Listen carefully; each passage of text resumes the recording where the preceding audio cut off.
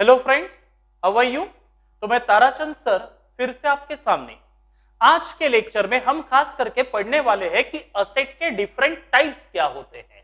What do you mean by asset, ये हमने last lecture में देख लिया था, लास्ट वीडियो में कवर हो चुका है कि असेट मीन्स अ थिंग और money which is owned by the business.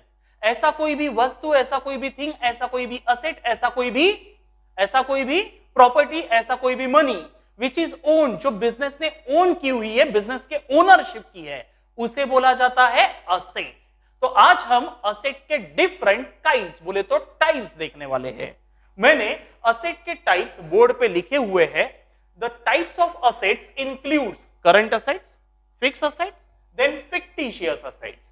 Current asset क्या होता है, फिक्स असेट क्या होता है, ये इसके पहले भी हमारा हो चुका है। Current assets are those assets which can be converted into cash within 1 year. For example, stock, for example, cash, for example, debtors, याद है जिनको is a customer, जिसको मैंने उधारी पे माल बेचा, so the money is receivable within 1 year. Then bank balance, ये सारे के सारे मेरे लिए करंट असेट है जो हमने हमारे लास्ट वीडियो में कवर कर लिए थे। उसके बाद fix asset. Fixed assets are those assets which cannot be converted into cash within 1 year. जिसे कैश में एक साल के अंदर कन्वर्ट करना पॉसिबल नहीं है, क्योंकि अगर कन्वर्ट करना है तो फिक्स असेट मुझे बेचनी पड़ेगी। और फिक्स असेट तो ऐसी असेट्स होती है which are required to produce and to sold the goods and services. Goods and services को बनवाने और बिकवाने के लिए जो असेट्स आवश्यक होती है, these are called as fix asset. जैसे कि बिल्डिंग, जैसे कि मशीनरी, जैसे कि प्लांट, अगर नहीं होगा तो गुड्स प्रोड्यूस नहीं होंगे, और अगर डिलीवरी वैन नहीं है तो गुड्स सोल्ड भी नहीं होंगे। तो that's why these are called as fix assets. ठीक है, चलो फिक्स असेट्स के बाद फिक्स असेट में खास करके दो प्रकार की असेट्स आपको मिलेगी, एक टेंजिबल और दूसरी इनटेंजिबल। अब टेंजिबल और इनटेंजिबल ये दोनों के दोनों फिक्स असेट के ही टाइप्स है। तो सर इसमें फर्क क्या है? आप सोचिए दोस्तों, टेंजिबल शब्द का मतलब क्या होता है? टेंजिबल शब्द का मतलब होता है जैसे कि टेंजिबल शब्द का मतलब होता है विच कैन बी सीन, जिसे मैं देख सकता, छू सकता, that is called as tangible. तो टेंजिबल शब्द के ऊपर से ही उसकी डेफिनेशन भी बनी है कि tangible assets are those assets which can be seen and which can be sold. जो दिखती भी है और बिकती भी है उसे बोला जाता है टेंजिबल फिक्स असेट्स। दोस्तों फॉर एग्जांपल जैसे कि furniture, plant, building, machine. Furniture दिखता भी है, वक्त आने पे बिकता भी है, so is my tangible fixed assets. Building, machinery आंखों से दिखती भी है, बिक भी सकती है, so is my tangible fixed assets.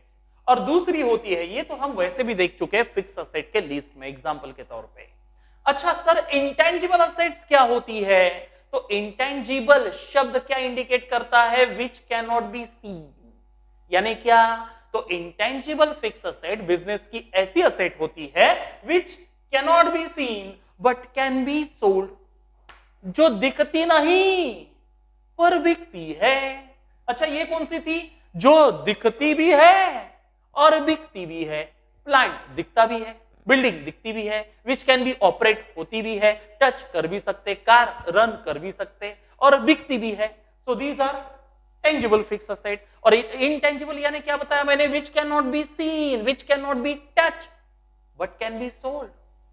जो दिखती नहीं, जिसे मैं टच नहीं कर सकता दोस्तों, जिसे मैं रन नहीं कर सकता कार जैसे, जिसके ऊपर मैं बैठ नहीं सकता फर्नीचर जैसे, जिसके ऊपर मैं चल नहीं सकता, लेकिन कैन बी सोल्ड, बिक सकती है।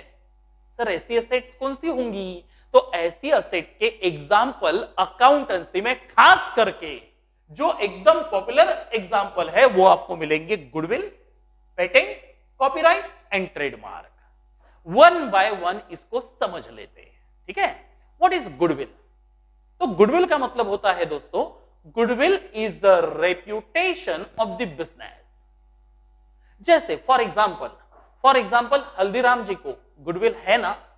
हाँ, अगर हल्दीराम जी को गुडविल है तो एक काम करते ना, हम हमारे केस स्टडीज में चलते तो गुडविल को समझना एकदम आसान होगा। कैसे? आ जाओ मेरे केस स्टडी में। आपको याद होगा लास्ट लेक्चर में हमने देखा था कि पप्पू नाम के एक इंसान ने कैपिटल बिजनेस में डाल के बिजनेस शुरू किया। 1,00,000 रुपए उसने बिजनेस में डाले। अच्छा, पप्पू ने बिजनेस में 1,00,000 रुपए डाले, उसे क्या बोला जाएगा? कैपिटल। तो ये रहा पप्पू, इतनी अच्छी ड्राइंग नहीं है मेरी। ये रहा पप्पू, हमारा पप्पू, जिसने बिजनेस शुरू किया और बिजनेस में 1,00,000 रुपए इन्वेस्ट किए। ये रहा बिजनेस, 1,00,000 रुपए डाले। अच्छा, पप्पू नाम के इंसान ने बिजनेस में 1,00,000 रुपए डाले। What is this? Is a capital, because capital means money invested bye owner in his business. ठीक है। उसके बाद बिजनेस और आगे हमने देखा था कि बिजनेस चलाने के लिए और पैसा चाहिए, दैट्स व्हाई बिजनेस ने बैंक से लोन लिया। 5 साल के लिए लिख देता, बैंक से लोन लिया।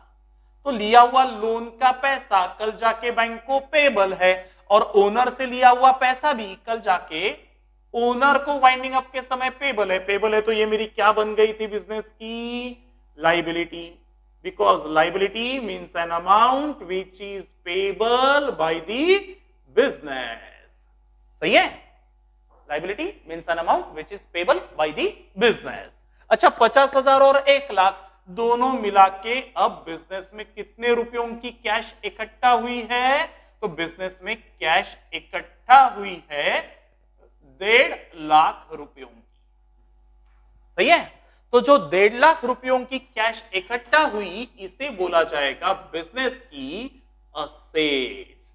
क्योंकि असेट्स का मतलब होता है दोस्तों, asset means a thing which is owned और receivable by the business, that is called as asset for the business. सही है? अच्छा, अब 1,50,000 रुपए की कैश बिजनेस में आ गई तो ये बिजनेस की असेट है। हाँ, अच्छा, इसके अलावा हमने लास्ट वीडियो में देखा था कि किसी सप्लायर से हमारे बिजनेस ने क्या किया था? किसी सप्लायर से हमने गुड्स परचेस किए थे। अच्छा, क्रेडिट पे किए थे, तो मैं कहूंगा क्रेडिट पे देने वाला इज माय क्रेडिटर। तो क्रेडिटर से हमने 30,000 के गुड्स परचेस किए थे। अच्छा, परचेस किए थे तो पैसा पेड हो गया कि पेबल है? पेबल है। पेबल है तो ये मेरे आज की तारीख में बिजनेस की लाइबिलिटी है। तो आपको याद होगा ऐसी 1,80,000 की लाइबिलिटी बिजनेस की थी। अच्छा, अब 30,000 के गुड्स खरीद के लाए तो फिलहाल वो अनसोल्ड है, और अनसोल्ड गुड्स को बोला जाता है कॉमर्स की भाषा में स्टॉक। तो दुकान में गुड्स पड़े होंगे ना 30,000 के। हाँ, तो 30,000 के गुड्स पड़े हुए हैं, तो ये 30,000 के गुड्स भी बिजनेस की क्या है? असेट है। ये हमारे एग्जांपल में लास्ट वीडियो में देखा गया था। अच्छा, इसके अलावा हमने बिजनेस को चलाने के लिए एक बिल्डिंग खरीद के लाई। अच्छा, जो बिल्डिंग खरीद के लाई, वो बिल्डिंग हमने मान के चलिए 60,000 की बिल्डिंग खरीद के लाई। 60,000 की बिल्डिंग हमने खरीद के लाई, लिख देता बिल्डिंग। 60,000 की बिल्डिंग हमने खरीद के लाई, तो मैं कहूंगा खरीदी हुई बिल्डिंग खरीदी, खर्चा हुआ, लेकिन खर्चे का बेनिफिट लॉन्ग टर्म, और लॉन्ग टर्म बेनिफिट्स देने वाले खर्चे नहीं है। देखो, expenditure, capital expenditure, long term benefits देने वाले खर्चे बिजनेस की असेट कहलाते। तो that's why building is my assets, ये असेट में दिखता रहेगा। सही है? तो ये हमने देख लिया था। उसके बाद हमने ये भी देखा था कि बिजनेस ने फर्नीचर भी खरीदा 40,000 का। तो ये दोनों खरीदने के चक्कर में 1,00,000 की कैश गई, तो गल्ले में बची कितनी? 50,000 की कैश। और बिल्डिंग और furniture is my tangible fixed assets ना, जो दिखती भी है और बिकती भी है। तो ऐसी जितनी बिजनेस की लाइबिलिटी थी 1,80,000 की, तो दोस्तों उतनी ही आपको 1,80,000 की, देख लीजिए टोटल मार के, असेट्स भी मिलेगी। अब चलते इंटेंजिबल असेट्स पे। जैसे कि इंटेंजिबल असेट में हमने क्या देखा कि विच can not be scene, can not be touch, but can be sold, जो दिखती नहीं पर बिकती है। तो एग्जांपल हमने सबसे पहला देखा था, दैट इज गुडविल। तो sir what do you mean by goodwill? Goodwill is the reputation of the firm. For example, मान के चलिए हमारे पप्पू ने बिजनेस शुरू किया, और बिजनेस शुरू किया मिठाइयों का। पप्पू ने नाम भी दिया पप्पू मेवा मार्ट। लेकिन पप्पू मेवा मार्ट खुल के 6 महीने हो चुके हैं। 6 महीने में पप्पू के दुकान पे सिर्फ 600 ग्राम मिठाइयां बिकी है। 600 ग्राम मिठाइयां बिकी है, इसका मतलब दुकान में सर माल नहीं है क्या बेचने के लिए? है ना, माल तो है बेचने के लिए, लेकिन जो नाम चाहिए ना, नाम मिठाइयां बेचने के लिए, वो नाम पप्पू के पास नहीं है। तो सर सॉल्यूशन क्या है? तो पप्पू चला गया हल्दीराम जी के पास। हल्दीराम जी पता है सबको? हाँ, बोले हल्दीराम जी मेरे मिठाइयों के डिब्बे पे हल्दीराम लिख के बेचू क्या मिठाई?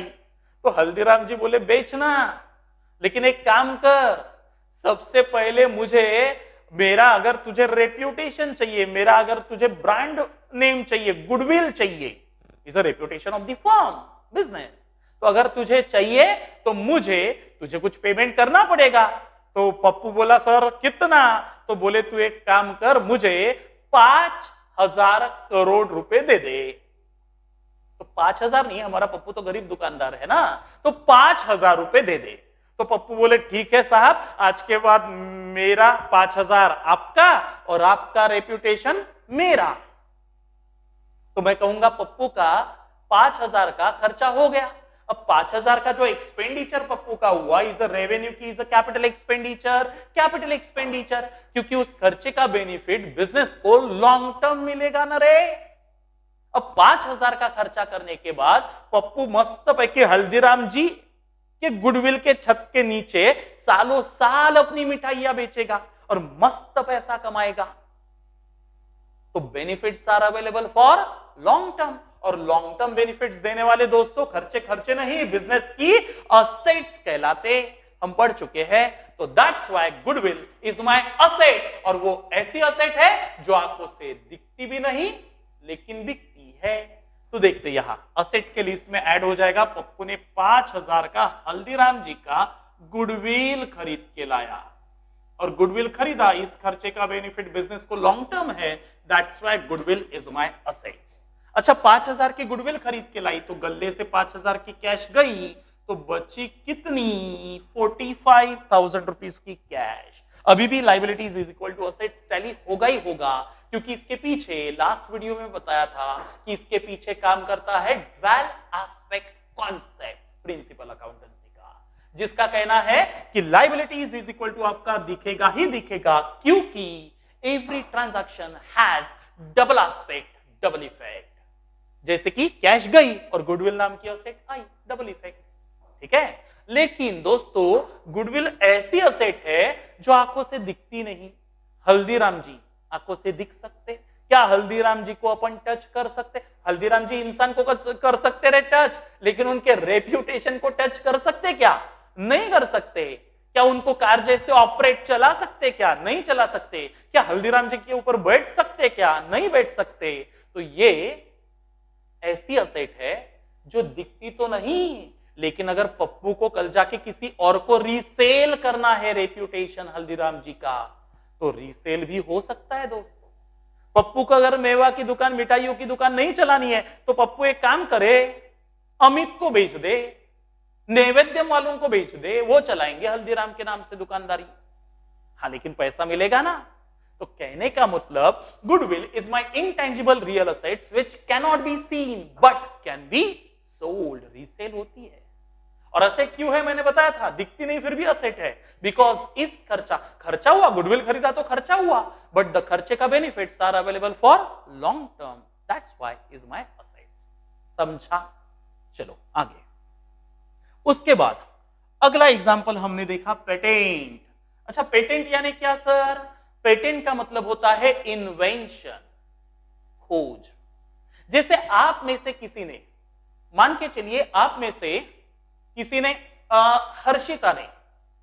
हर्षिता ने कोई मोबाइल इन्वेंट किया जो पानी में गिरने के बाद भी खराब नहीं होता। अब मुझे बताइए, इस इन्वेंशन की कोई कॉपी ना करे, इसलिए आपको हर्षिता क्या करना पड़ेगा? किसी गवर्नमेंट अथॉरिटी के पास जाना पड़ेगा, अपने इन्वेंशन को खुद के नाम से रजिस्टर्ड कराना पड़ेगा, ताकि और कोई उसकी कॉपी ना मारे। तो आपने अपने नाम से उसको रजिस्टर्ड करवा लिया गवर्नमेंट प्रॉपर अथॉरिटी के पास जाके, आपके नाम से वो रजिस्टर्ड हो गया इन्वेंशन, आपकी खोज आपके नाम से रजिस्टर्ड हो गई। बोले तो पेटेंट हो गई। अब उसका रजिस्ट्रेशन, उसका पेटेंट, उसका राइट आप किसी और को सेल कर सकते, क्योंकि मोबाइल आपने इन्वेंट किया। लेकिन आपके यहां क्या मोबाइल बनाने वाली फैक्ट्री है क्या हर्षिता? नहीं है ना। क्या आप ही खुद एक हैंडसेट बना के खुद ही मस्त पैकी नहाते नहाते बात करोगे क्या? वो चांस हमको भी चाहिए, पप्पू को भी चाहिए। तो एक काम कर सकते हैं हर्षिता, आप अपनी टेक्निक, अपना इन्वेंशन, अपना पेटेंट किसी और मोबाइल मैन्युफैक्चरिंग कंपनी को सेल कर सकते, like Nokia, like Samsung, like Sony, like Chinese को छोड़ दो। हाँ ठीक है। तो हमारे पप्पू ने भी नया धंधा शुरू किया है, मोबाइल बना के बेचने का नया बिजनेस चालू किया पप्पू ने। मिठाई बंद, मोबाइल चालू। अच्छा, अब हर्षिता पप्पू के पास पहुंची। हर्षिता ने बोला मेरे पास मस्त पैकी एक टेक्निक है जिसका इस्तेमाल करके आप मोबाइल मैन्युफैक्चर करोगे, पानी में गिरा तो भी खराब नहीं होता। तो पप्पू बोले ये टेक्निक मेरे को चाहिए, तू मेरे को बेच दे, बदले में मैं तेरे को पैसे दूंगा। कितने? 3,000 करोड़। 3,000 करोड़ नहीं, 3,000 रुपए। पप्पू गरीब दुकानदार है, 3,000 रुपए दूंगा। अच्छा, तो पप्पू बोले 3,000 रुपए मैं तेरे को दूंगा। 3,000 रुपए खर्चा करके पप्पू ने हर्षिता से मोबाइल का पेटेंट खरीद डाला। अच्छा, पेटेंट खरीदा, पप्पू का खर्चा हुआ, लेकिन खर्चे का बेनिफिट शॉर्ट टर्म की लॉन्ग टर्म? Long term. और लॉन्ग टर्म बेनिफिट्स देने वाले खर्चे खर्चे नहीं, बिजनेस की असेट कहलाते। तो असेट के लिस्ट में और एक असेट ऐड हो गई, क्या नाम से? पेटेंट के नाम से। कितने की खरीद के लाई? 3,000। तो गले से 3,000 की कैश गई, तो बची कितनी? 42,000 की कैश। अभी भी दोस्तों liabilities is equal to asset दिखेंगी ही दिखेंगी। पेटेंट नाम की असेट आई, कैश नाम की असेट गई। तो sir patent is my asset क्या? Of course is my asset because the benefits are available for long term. लेकिन दोस्तों ये ऐसी असेट है जो आंखों से दिखती नहीं। हर्षिता के दिमाग से बनी हुई टेक्निक, क्या आप उसको देख सकते? क्या उसके ऊपर बैठ सकते? क्या उसको चला सकते? नहीं। तो ये दिखती तो नहीं, लेकिन अगर पप्पू तुझे मोबाइल बना के नहीं बेचना है तो यही पेटेंट तू सैमसंग वालों को बेच सकता, नोकिया वालों को बेच सकता, सोनी वालों को बेच सकता। बात समझ में आई? So that's why is my intangible asset, जो दिखती नहीं दोस्तों लेकिन बिकती है। Next example, copyright. जैसे फॉर एग्जांपल मान के चलिए आप में से किसी बंदे ने कोई सीरियल बनाई, जैसे जैसे फॉर एग्जांपल हर्षिता ने कोई सीरियल बनाई। जैसे सीरियल बनाई सास भी कभी बहू थी। अच्छा, सास भी कभी बहू थी सीरियल बनाई, और उसे डर था कि यार मेरे जैसी सीरियल कहीं पप्पू ना बना डाले। ससुर भी कभी जवाई था, तो ऐसी सीरियल पप्पू ना बना ले, इसलिए हर्षिता ने क्या किया, जाके पहले उस सीरियल को रजिस्टर्ड कराया गवर्नमेंट अथॉरिटी के पास। उस रजिस्ट्रेशन को बोला जाता है कॉपीराइट। कॉपीराइट का मतलब होता है, copyright means registration of audio, video, singing, editing, story. इन बातों का registration is called as copyright. तो हर्षिता गई, हर्षिता ने अपनी सीरियल सास भी कभी बहू थी का कॉपीराइट बना लिया। अब सास भी कभी बहू थी बनाई, तो क्या हर्षिता खुद अकेली ही देखेंगी क्या? लोगों को भी देखने के लिए मिलना चाहिए ना। अब लोगों को दिखाने के लिए टेलीकास्ट होना चाहिए सीरियल का। टेलीकास्ट करवाने का हक तो टेलीकास्टिंग कंपनीज चैनल के पास है ना, like Sony, set max, star plus, सब चैनल, सब टीवी एक्सेट्रा। तो हमारे पप्पू ने भी नया धंधा चालू किया है, सेट मैक्स वाला। चैनल खोल के बैठ गया पट्टा, मस्त की सीरियल, मस्त की सीरियल हो, मूवीज हो, दिखाते रहता। तो हर्षिता पहुंच गई पप्पू के पास, बोले मेरे पास एक सीरियल है सास भी कभी बहू थी, जो कम से कम 10 साल चलेंगी, जिसमें तुलसी का पति पे पति, पति पे पति आते रहेंगे, मरते रहेंगे, सीरियल लंबी चलती रहेंगी, एडवर्टीजमेंट का मस्त पैकी पैसा मिलता रहेगा। बोले तेरे को खरीदना है क्या?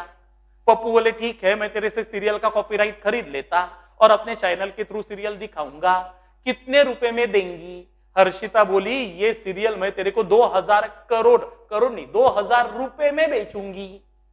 पप्पू बोले ठीक है, आज के बाद 2000 तेरे, सास भी कभी बहू थी मेरी सीरियल। तो सीरियल बिजनेस ने खरीद लिया, पप्पू के बिजनेस ने खरीद लिया सीरियल का कॉपीराइट।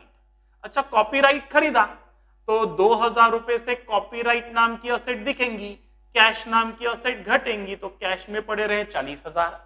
और सर ये जो 2000 की कॉपीराइट नाम की सर असेट क्यों बोल रहे इसे? अरे क्योंकि बेटे असेट की डेफिनेशन क्या है? ऐसे खर्चे जिस खर्चे का बेनिफिट लॉन्ग टर्म मिलेगा, लॉन्ग टर्म मिलेगा, दैट इज माय असेट्स ना। तो पप्पू के चैनल ने, सेटमैक्स ने हर्षिता से उसके सीरियल का कॉपीराइट खरीदा, खर्चा हुआ, बट खर्चे का benefits are available for long term ना। सालों साल सीरियल चलेगी, सालों साल ऐड दिखाएंगे चैनल पे, मस्त कंपनियों से पैसा कमाएंगे। वो नहीं कि आपने देखा होगा तुलसी का नया पति आता, पैर से लेके पूरा कैमरा दिखाते गले तक के, थोबड़ा दिखाते ही नहीं, बीच में ही हमारा हमाम आ जाता या लक्ष्य साबुन आ जाती, तो उससे पैसे मिलते ना टेलीकास्टिंग चैनल को। तो कहने का मतलब टेलीकास्टिंग चैनल वालों ने यानी पप्पू ने, बिजनेस ने क्या किया? कॉपीराइट नाम की असेट लाई और कैश नाम की असेट दी। असेट लाई and is my fix asset. लेकिन कौन सी fix asset? Intangible fix asset, जो दिखती नहीं पर बिकती है। सर दिखती कैसे नहीं? सीरियल दिखती रे, लेकिन जो उस सीरियल के ऊपर मुझे बता तू फर्नीचर जैसे टेंजिबल था, वैसे बैठ सकता क्या? नहीं बैठ सकता। सीरियल को कार जैसा चला सकता क्या? नहीं चला सकता। बिल्डिंग जैसे यूज कर सकते क्या? नहीं कर सकते। यानी ये आंखों से दिखती नहीं, it can not be touch but it can be sell. मेरे चैनल पे सास भी कभी बहू थी दिखाने के बाद अगर मैं चाहूं तो इसी सीरियल को किसी और टेलीकास्टिंग चैनल को बेच दूं। समझ गया? तो that's why copyright is my intangible asset which cannot be seen but which can be seen। ठीक है? लास्ट एग्जांपल दोस्तों, दैट इज ट्रेडमार्क। अब पप्पू ने नया बिजनेस शुरू किया। सर कौन सा? मस्त पैकी पाव लाने का, बीच में से काटने का, सब्जी भरने का, न बेचने का, जिसे हमारी भाषा में बर्गर बोलते हैं। तो बर्गर बना के बेचने का उसने नया बिजनेस शुरू किया। तो उसने शुरू तो किया, 6 महीने में 6 ही बर्गर बिके। सर क्यों? बर्गर का माल नहीं था क्या? माल तो था, लेकिन बर्गर बेचने के लिए जो नाम चाहिए वो नाम नहीं था। तो पप्पू चला गया अमेरिका, मैकडी वालों के पास। बोले मैकडी वाला, तुम्हारा एम नाम का सिंबल अपने दुकान के ऊपर लटका के पाव बेचू क्या? बर्गर बेचू क्या? तो मैकडी वाले बोले बेचो, लेकिन पहले हमको पैसे दो, बाद में एम नाम का सिंबल हमसे खरीद लो। सिंबल खरीद लो, that symbol is called as trademark. हमारा मार्क खरीद लो। एम नाम का रहता है मैकडी के ऊपर, आप सबको पता होगा। हाँ, अब हम तो बर्गर नहीं खाते, हम तो पानीपुरी वाले हैं भारत में। तो पप्पू ने क्या किया? मैकडी वालों से उनका सिंबल खरीद के लाया। सर कितने में? 5000 करोड़ नहीं, 5000 रुपए में। यानी पप्पू का खर्चा हुआ, लेकिन खर्चे का बेनिफिट शॉर्ट टर्म की लॉन्ग टर्म। लॉन्ग टर्म यार, मस्त पैकी बेचेंगे बर्गर बना के भारत में। हाँ, तो लॉन्ग टर्म बेनिफिट्स देने वाले खर्चे नहीं, बिजनेस की असेट कहलाते, इसलिए ट्रेडमार्क असेट में दिखता रहेगा 5000 और गल्ले में कैश बची 35,000। लेकिन दोस्तों ये ऐसा खर्चा है जिस खर्चे का बेनिफिट पप्पू के बिजनेस को लॉन्ग टर्म मिलेगा, और लॉन्ग टर्म बेनिफिट्स देने वाले खर्चे नहीं, बिजनेस की असेट कहलाते, इसलिए असेट की लिस्ट में ऐड। लेकिन ये बाय डिफॉल्ट ऐसी असेट है जो आंखों से दिखती नहीं पर बिकती है। सर दिखती क्यों नहीं? सिंबल तो दिखता है एम नाम का। अरे एम नाम का सिंबल दिखता, लेकिन क्या उसके ऊपर तू बैठ सकती फर्नीचर जैसे? क्या कार जैसे चला सकती? नहीं। It can not be seen, it can not be touch, it can not, हाँ, but it can be sold. अगर मुझे नहीं बेचना है बर्गर मैकडी के नाम से, मैं मैकडी का सिंबल ट्रेडमार्क किसी और को बेच दूंगा, वो बिजनेस को ऑपरेट करे। समझा दोस्तों? सो that's why trademark is my intangible asset, जो दिखती नहीं पर बिकती है। तो ये आप सबको क्लियर हो गए होंगे। अब असेट में लास्ट टाइप जिसका नाम है is fictitious assets. Sir what is fictitious assets? जो दिखती भी नहीं और बिकती भी नहीं। सर कैसे? अच्छा, जो दिखती भी नहीं और बिकती भी नहीं। फॉर एग्जाम्पल, अब पप्पू ने बहुत सारे धंधे शुरू कर दिए, बर्गर बेचने का, मिठाई बेचने का, चैनल दिखाने का, टेलीकास्टिंग का, उसके अलावा और कौन सा था रे? हाँ, सीरियल दिखाने का, ऐसे कई सारे बिजनेस शुरू किए। अब पप्पू ने क्या किया? अपने बिजनेस ऑर्गेनाइजेशन को नाम दिया Pappu industries limited, company form में बनाया और इस कंपनी बिजनेस को उसने क्या किया? रजिस्टर्ड कराया government authority registrar of companies के ऑफिस में जाके, यानी कंपनी फॉर्म कर डाली। जैसे रिलायंस इंडस्ट्रीज लिमिटेड है ना, वैसे उसने पप्पू इंडस्ट्रीज लिमिटेड बना डाली जो बहुत सारे धंधे चलाती। तो इस कंपनी को उसने रजिस्टर्ड भी कराया और रजिस्टर्ड कराने के चक्कर में आरओसी में और रजिस्ट्रेशन कंपनी फॉर्मेशन के चक्कर में उसको 1000 रुपए की चोट लगी। बोले तो उसका खर्चा हुआ। अब मुझे बताओ दोस्तों, खर्चा हुआ तो 1000 रुपए की कैश गई, तो गल्ले में कितनी बची? गल्ले में बची 34,000 रुपीज की कैश। और इस खर्चे का बेनिफिट बिजनेस को शॉर्ट टर्म मिलेगा कि लॉन्ग टर्म मिलेगा? लॉन्ग टर्म मिलेगा। अरे कंपनी तो एक ही बार बनेगी ना, हर साल थोड़ी बनने वाली है। ऐसा थोड़ी होने वाला है कि 31 दिसंबर आ गया, कंपनी डिसॉल्व कर लो, दूसरे दिन और जाके रजिस्टर्ड करा लो और साल समाप्त, कंपनी समाप्त, फिर से रजिस्ट्रेशन। ऐसा नहीं होता। कंपनी एक ही बार कायदे से बनती है, तो खर्चा एक ही बार होगा, लेकिन खर्चे का benefits are available for long term. और लॉन्ग टर्म बेनिफिट्स देने वाले दोस्तों खर्चे नहीं, बिजनेस की असेट कहलाते। तो पप्पू के बिजनेस की असेट में और एक असेट जुड़ गई जिसका नाम रहेगा इस कंपनी फॉर्मेशन के खर्चे, जिसे कॉमर्स की भाषा में बोला जाता है प्रिलिमिनरी एक्सपेंस। क्या बोला जाता है उसे? Preliminary expense. बोले तो कंपनी फॉर्मेशन के खर्चे। सर ये खर्चे कैसे, असेट कैसे हुए? अरे क्या करे यार, असेट की डेफिनेशन है जिस खर्चे का बेनिफिट बिजनेस को लॉन्ग टर्म मिलेगा, that expenditure, capital expenditure is my assets. लेकिन दोस्तों ये ऐसी असेट है, कंपनी फॉर्मेशन के खर्चे, ये ऐसी असेट है जो आंखों से दिखती भी नहीं और बिकती भी नहीं। सर दिखती क्यों नहीं?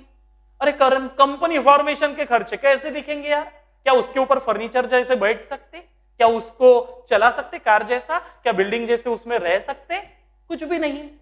और सर बिकता क्यों नहीं? अरे कौन पगला इसको खरीदेगा?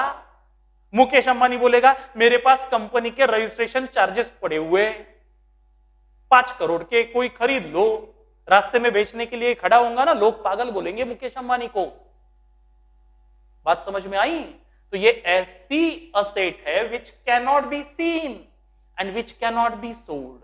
तो सर दिखती भी नहीं, बिकती भी नहीं।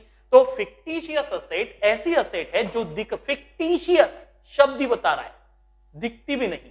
फिक्टिशियस कुछ तो भी है, दिख नहीं है नहीं लेकिन है, तो दैट इज फिक्टिशियस फॉर्म में है। तो फिक्टिशियस ऐसी असेट जो दिखती भी नहीं, बिकती भी नहीं। तो सर असेट क्यों बोल रहे हैं? क्योंकि क्या करे, असेट की डेफिनेशन है ऐसे कैपिटल एक्सपेंडिचर जिस खर्चे का बेनिफिट बिजनेस को लॉन्ग टर्म मिलेगा, वो बिजनेस के खर्चे नहीं, बिजनेस की असेट कहलाएंगे। That's why preliminary expense is my fictitious asset. समझ गया दोस्तों? तो यहां असेट के सारे टाइप्स मैंने आपको पढ़ा दिए। करंट और फिक्स असेट तो लास्ट लेक्चर में हो गया था। आज हमने कवर किया tangible fix asset, intangible fix assets and fictitious assets. समझ गया? तो दोस्तों आज हम यहां पे रुकते और नेक्स्ट वीडियो में नए कॉन्सेप्ट के साथ मिलेंगे। चलो, thank you, tata, bye bye.